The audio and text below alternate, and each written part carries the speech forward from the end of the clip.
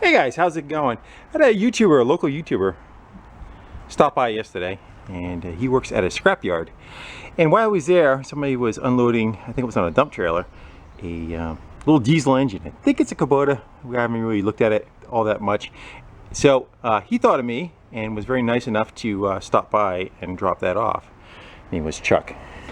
Thanks, Chuck. And I guess it was a generator that the generator probably blew up on.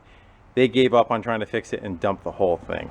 So he grabbed whatever pieces he could from it. Radiators up there, and you know, it took a smash when it fell off the dump trailer. So it's got some issues, but don't know if it runs, don't know much about it. I figure it'd make for a good video, see if we can go fire this thing up. I haven't played much with diesels, but that never stopped me from working on things before. So let me get the stuff off the truck. We can see it a little bit better. Get it in the garage, get it on the table, and see if we can make this thing run. That's a little better. I would say we should probably make a couple of 4x4s or 2x4s to put on where the motor mounts are, so it's not sitting on an oil pan and have it so it's not a greasy football trying to bounce around. Let me go see what I can scrounge up for wood and attach to it. Is that bent? Yeah. Might want to whack that with a hammer too. Let's see if we can get that to lay a little bit flatter. A little persuasion in the right spot, maybe. Just so that when I bolt to it, it doesn't want to kick that board out, you know.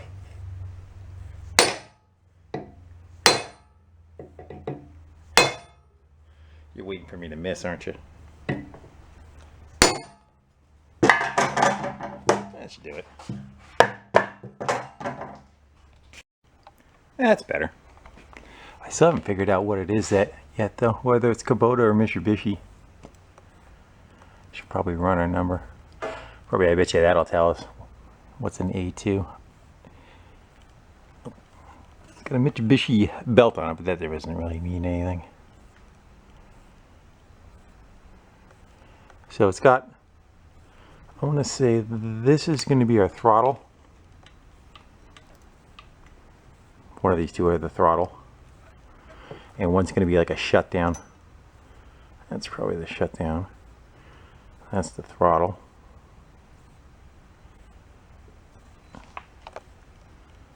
Wire for glow plugs. I'm not worried about the cooling system. We'll run it. It's not going to run long enough to overheat. We're not going to run it that long. If it runs. Let's go see what we got for oil, if anything. Clean, whatever it is. I'm going to go wipe that down, make sure it's got a decent level on it. I do see the drain plug's got a tie wrap over it. I don't know if that's holding the oil in or what the deal is with that. We should probably get the key off the belt. That might be an issue. Oil filter's got a good hit in it, but we'll keep an eye on that when we go and crank it, see if the oil pisses out. And again, the manifold's broke. So, we got anything on that tag? Yeah, still no name.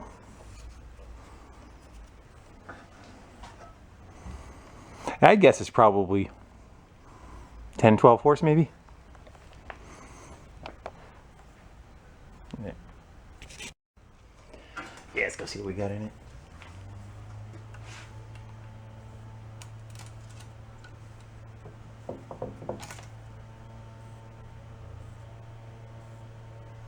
It's coming up to right there. Is it? I don't see anything on it. Let's,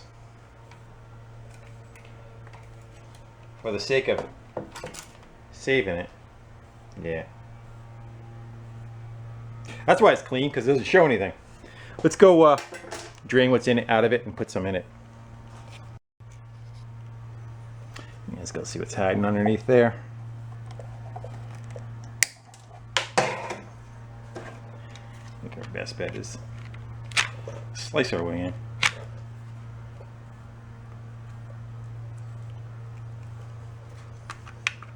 Maybe not.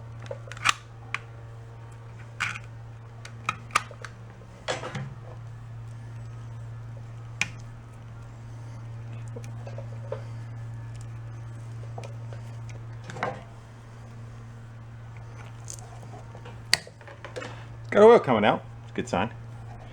I don't know if I would have used a piece of tape to block that off, but hey, let's go. Push that a little farther forward. And we'll let that thing drool out for a while. And I'm going to go look up that number, see if I can figure out what it is and what we're supposed to use for oil.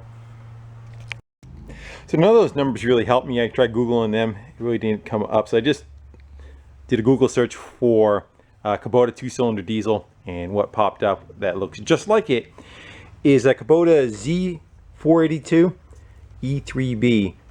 And the ones that they showed looked just like it, but there were some extra tags on them in different areas. I think one was on the alternator and somewhere else that kind of set it. Not saying that there might not be something underneath some of these plates, but we're going to go with that. And it looks like it's between 12.5 and 13.3 horsepower. Weighs 117 pounds. 3,600 RPM is, I guess, redline, and it's 29 cubic inches. Oil's just about done doing its thing. And it calls for, I think it says 1030 on it. I'm just going to run that in there for now. It's not going to run very long, but I want to make sure that there is something in there. So let's get that filled up. Let's figure out a way to plug that off. I'm going to go see if I can have a piece of hose that can go over that. And we'll just put a bolt in the end of the hose and clamp at a clamp. Sound good? All right, so I got to get that key off too. I ended up finding a little rubber cap I was able to fit on that, and then just put a hose clamp around it just for good measure. And about 2.5 quarts of Rotilla. I got 30 weight in it just because what I had. I said we probably should just hook a jumper pack to the starter and crank it and listen and see if fluid pisses out anywhere. Again, I'm concerned about that, but I do not have a replacement for it. We will at some point, but again, we're just trying to assess and see if we still have a good engine worth putting money into or not. Let me get set up. We'll get a jumper pack and give her a couple of cranks. I got a jumper pack on it. Let's go give her a quick little cross, see if it does anything.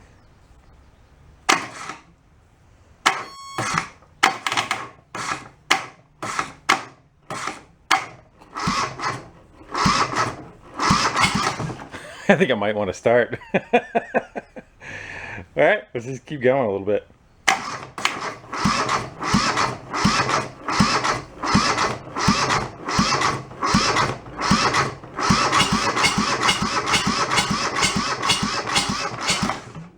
I don't know what's doing the puffing on the other side. So, fuel, looks like fuel's, that's probably the return. So it's going to draw fuel from here. We should probably get a fuel can. A diesel can, we'll put it right in there. And put another one on it, return back to the can. Like a plan? Alright. Grab the fuel tank. I went to go put a clear line on there and I noticed that one's flapping in the breeze. Hopefully that'll tighten up. I'm going to throw a wrench on that and see how we make out.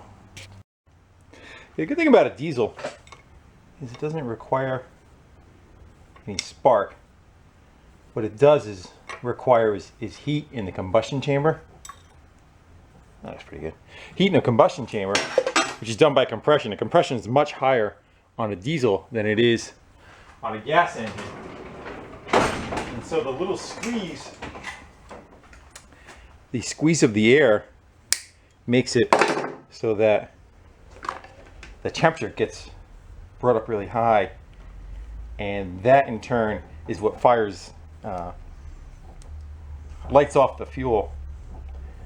But when it's cold, it takes a little bit for it to get going, and that's why I have the glow plug on it. You know, put power on that, 12 volts, and it's got two little heaters that go down inside and actually help heat the fuel up. And generally, like I know my Kubota tractor, it's probably, I don't know, up to about 50 degrees. I don't have to glow it. Anything below 50 degrees, I do. So let's go. Bring it back. I should probably put this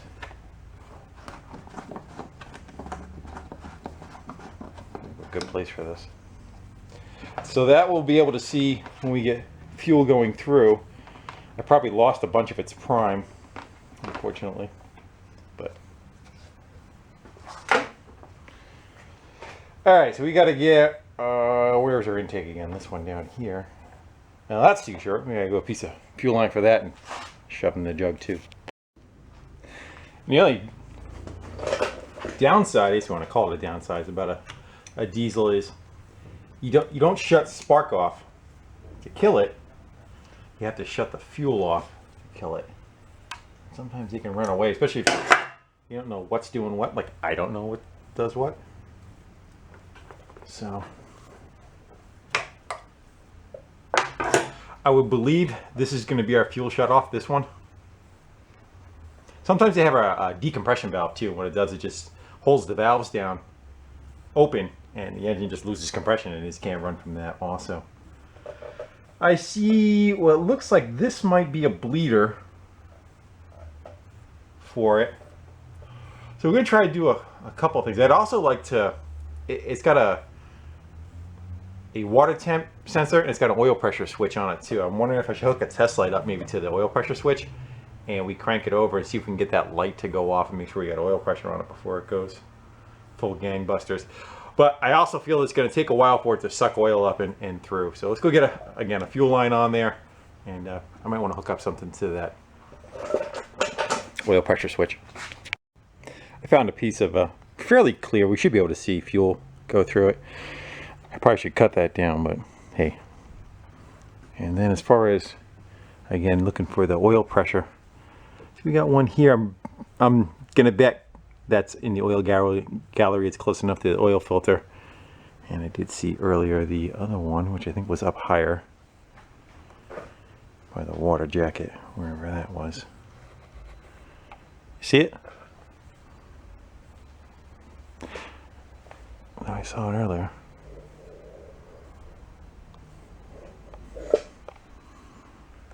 Where did it go? It's gone. They took it when I wasn't looking. Oh, there it is. Right up there. Yeah, so that's coming off. So that'll be water temp. That one's going to be oil pressure. So I'm going to take a test light. We'll cut that wire back. And we're going to go one end to the test light and one end to ground on the motor somewhere. And the light should be lit when it doesn't have oil pressure. And as you crank it, the light should go out.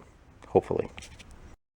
So I think we're going to have to step up probably to a bigger battery because of how slow it was cranking. But we have one end of the test light on the oil pressure switch, and the other one goes to hot. I think I said ground earlier, but the switch is closed. As you build oil pressure, it pushes the contacts in the switch apart. So let's go give her a quick crank over. This is a remote start button, and that's just on the starter. Crossing the big leg going over and the little tab coming off. You cross those two, and it makes it crank. Yes, it does. Now let's see if we can get that light to go out. And I'm also going to watch, I should probably move you guys to a spot you can see a little bit better. I hope you can see everything. See the light and then the two hoses. Hopefully we're going to start seeing fuel get drawn up on that. Probably have to crack that bleeder on the other end though.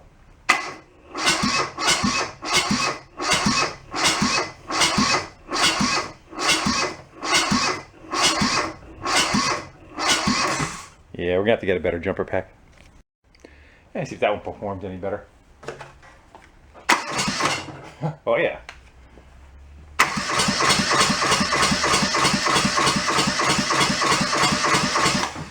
Light went out. Yeah, it should come back on. Good. So we got oil pressure. That's good.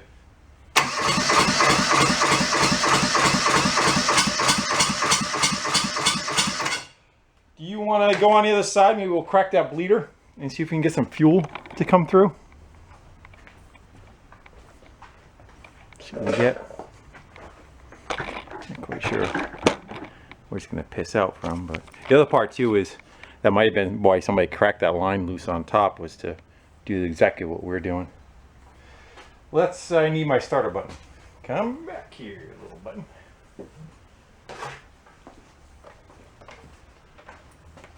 Yeah, it's got a hose coming out. Let's go.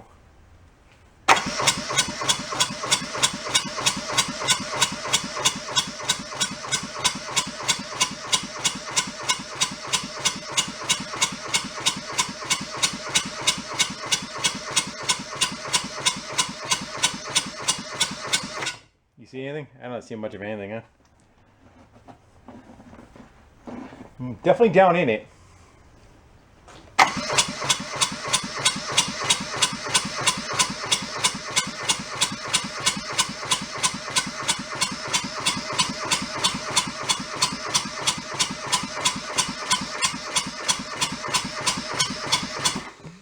You want to try maybe right here instead? Actually, that wasn't open, was it? Let's go all the way open. I'm not even positive that's what that's for. I'm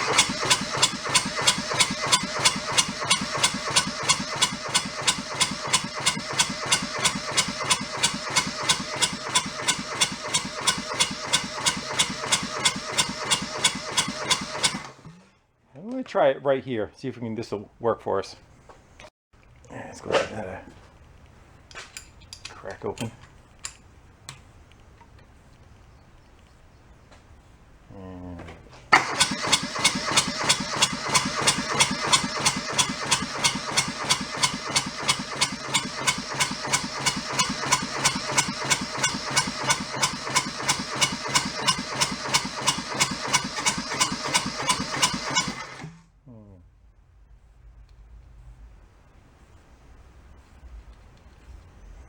I don't think the throttle is going to make any difference for us.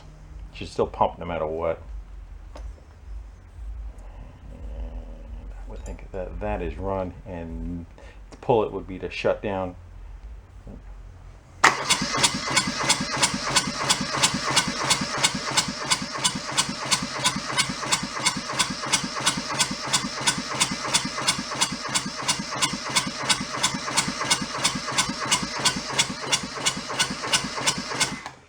Anywhere that it would suck air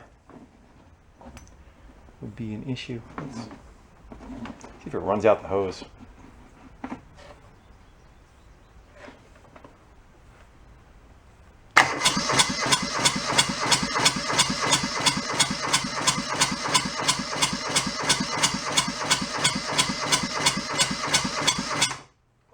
I don't know if it had maybe a pre-pump on it or something.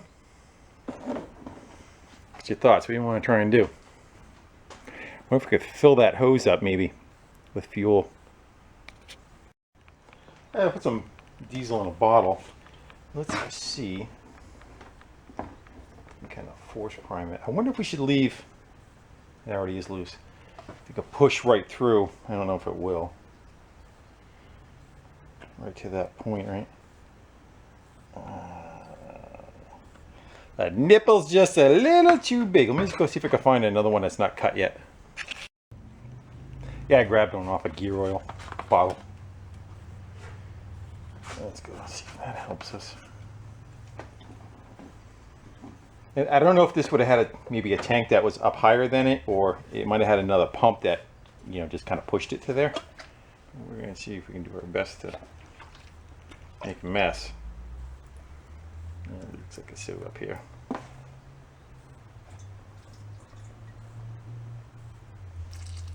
There we go. My thumb over it. And reach the wrench. I wonder if we should crack. Now, I don't know if it's going to push through there or not. Let's squeeze off the hose. At least that's a fighting chance, right? It's got it going through the pump. Let's get some of this stuff out of the way.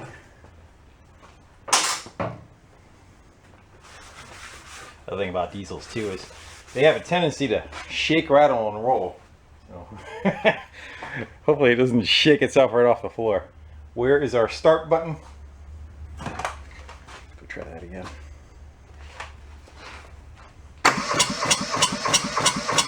All right, guys, coming through the other side. I would say that is like idle speed, hopefully.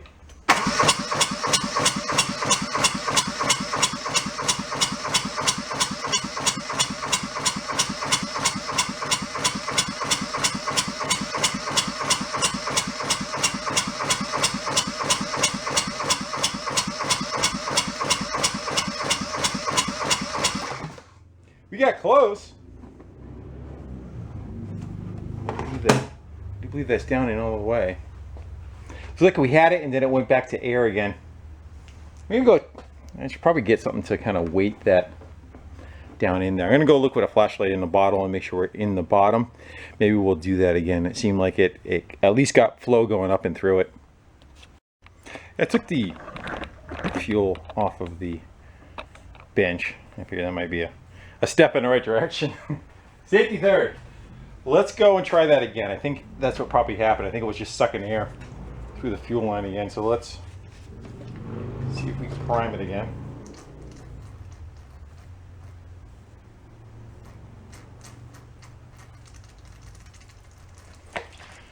Cap that, shut that off. Take this fuel line off again so I don't lose what I got.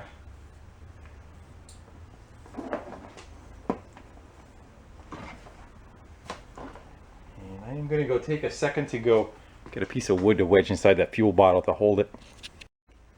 Alright, let's go do that again.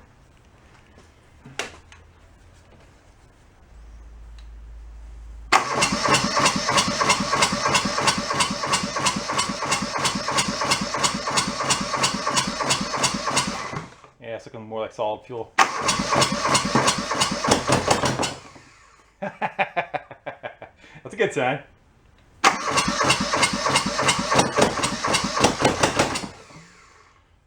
Let's go set you guys up on the other side. We can go see the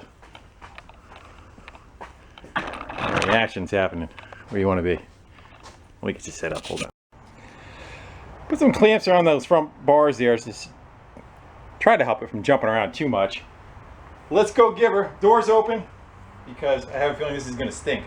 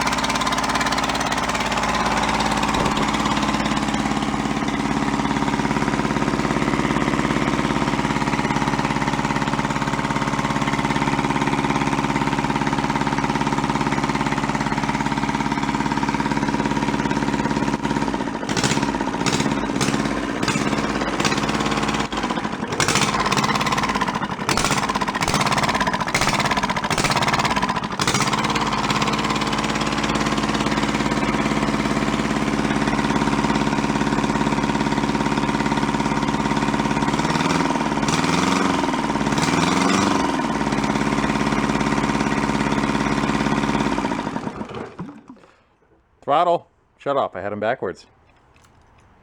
That worked out pretty good, huh? All right, let's go fire it again, see how she does.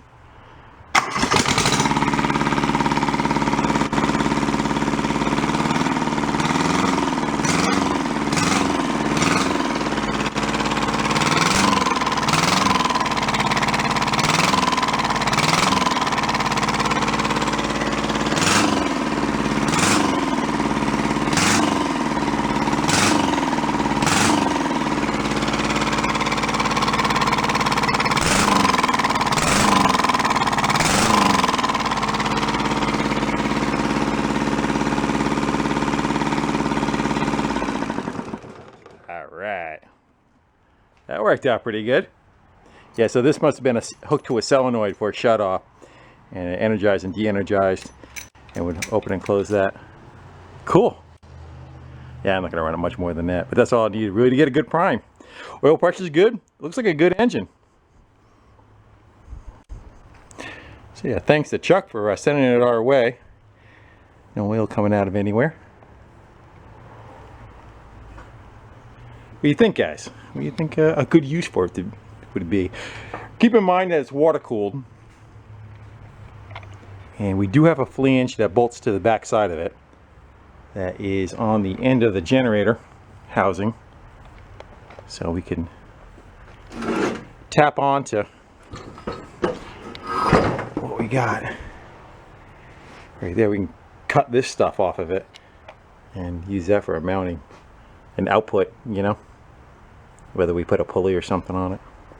I got some ideas. You guys want to throw some ideas my way too? It just sits there.